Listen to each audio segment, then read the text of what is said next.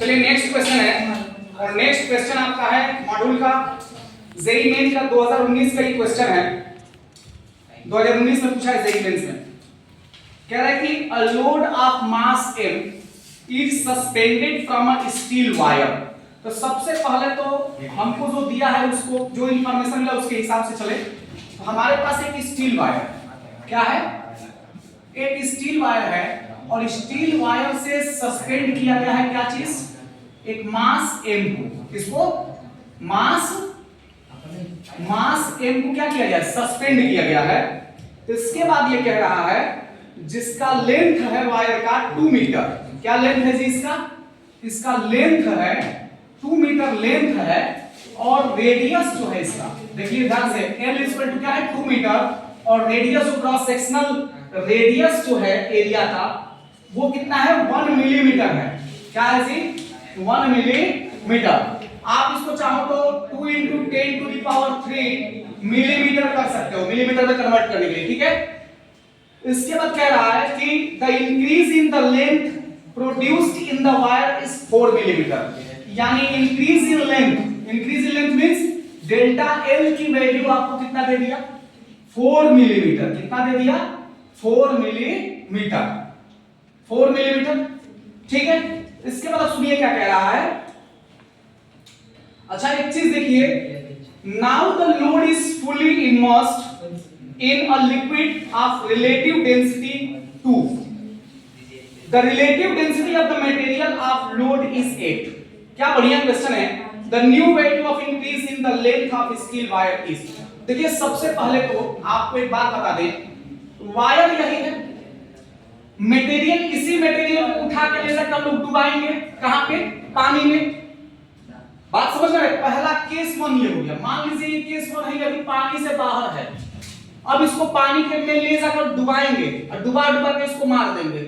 जरा देखिए पानी में जब डुबाएंगे तो आपको पता है कि इसको एक कहानी, एक लाइन बोला जाता है कि डूबते हुए को तिनका सहारा, सुने हो।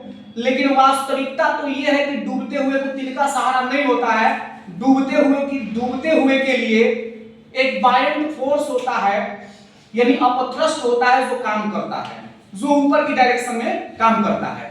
जैसे कोई बॉडी नीचे की तरफ गिरेगी, ऐसे गिरेगी, तो उस पर एक फोर्स वाटर के मॉलिक्यूल्स के द्वारा लगाया जाएगा जो कि हमेशा अपवर्ड डायरेक्शन में होगा, ठीक है ना।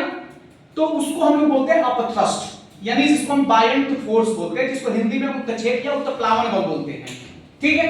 तो अब बताइए केस 1 हो गया। केस 1 में y कितना होगा जरा बताइए। तो y कितना हो, अभी y कितना होगा जरा बताइए। क्या होता है formula, F × L by A into delta L।